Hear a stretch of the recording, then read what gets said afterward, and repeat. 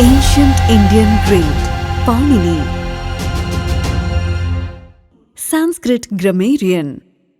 Sanskrit is considered to be a classical language of India. Most of the languages spoken on Indian subcontinent are derived from Sanskrit. In Sanskrit language, grammar is considered to be a very important part. It was thought of as a distinctive field of scientific study. It was considered as a kind of field that had its own parameters and set up rules. Panini was a Sanskrit grammarian who gave a comprehensive and scientific theory of phonetics, phonology, and morphology. Sanskrit was the classical literary language of the Indian Hindus. Panini's contribution to Sanskrit language and grammar is considered to be immense. It is interesting to note that the word Sanskrit means complete or perfect, and it was thought of as the divine language or language of the gods. Panini's grammar is considered to be the world's first formal system in language. Panini's grammar arranged Sanskrit alphabet as palatal, labial, and dental according to the internal organs of speech. The efficacy of Sanskrit alphabet has been recognized in modern computer language too. Panini was considered to have born in Shalatura, now called Lathur, which is identified as the village Panai in Pakistan. People in this village are proud of the scholar Panini and talk of him even now. Panini lived during 500 to 400 BC. Among Panini's works, the most famous and major one is called Ashtadhyayi. It is a thesis that consists of 8 chapters, and each chapter is subdivided into quarter chapters. This treatise basically highlights the difference between the language of sacred texts and the language used for communicating in normal lives. A basic set of rules and definitions was given to describe Sanskrit grammar.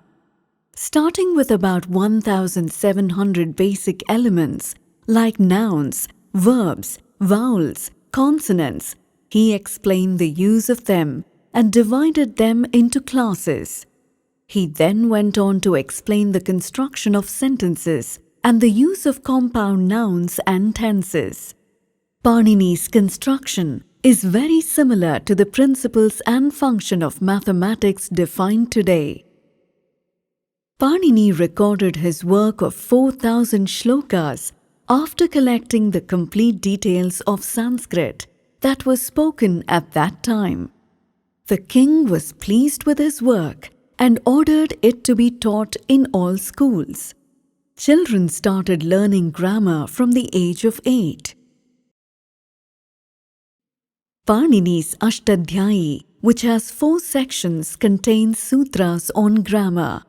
A sutra is a short, pointed statement.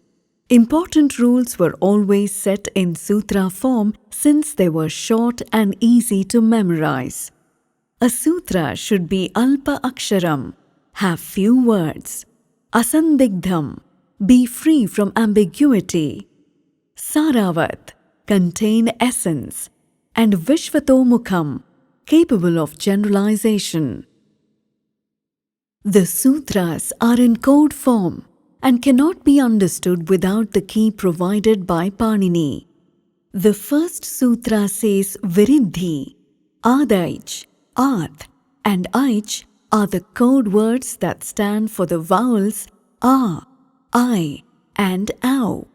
The Ashtadhyayi, therefore, has to be studied under a teacher who can decode the sutras. Panini's grammar is studied along with its commentaries in Katyayan's Vartika and Patanjali's Mahabhashya. These are called the Munitraya Vyakaranam, grammar by 3 sages. Panini's grammar has been adopted for other languages such as Pali, Prakrit, Persian, and other Indian languages.